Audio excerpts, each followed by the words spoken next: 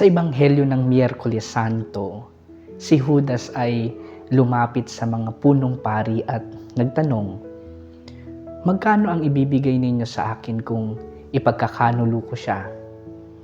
Mula sa sandaling iyon, naghanap siya ng pagkakataon upang ipagkanulo si Kristo. Sa hapag ng Paskwa, habang kasama pa niya si Jesus, dala na niya ang lihim, isang pusong tila espiya, nakikisama ngunit may ibang layunin. Nakakatakot isipin pero ito rin ay maaring mangyari sa atin.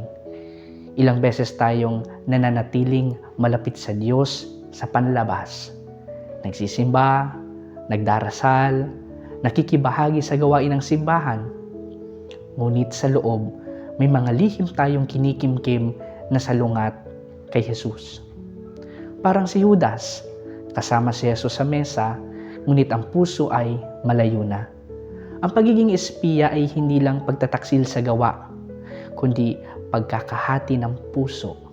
Isang bahagi ay para sa Diyos, ngunit ang isa ay para sa sarili, sa kasalanan, sa pansariling interes, sa mga bagay na alam nating hindi tama.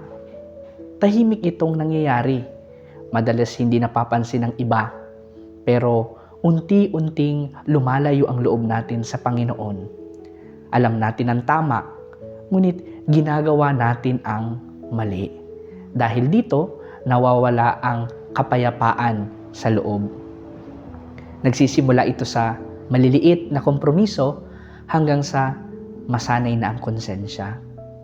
Kaya mahalaga ang pagiging buo, hindi hati, hindi doble, kundi tapat sa Diyos. Ngunit kahit sa gitna ng pagtataksil, si Jesus ay nananatiling mapagmahal.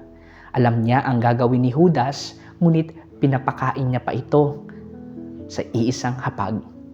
Ipinapakita nito na ang Diyos ay patuloy na nagbibigay ng pagkakataon para magbalik loob.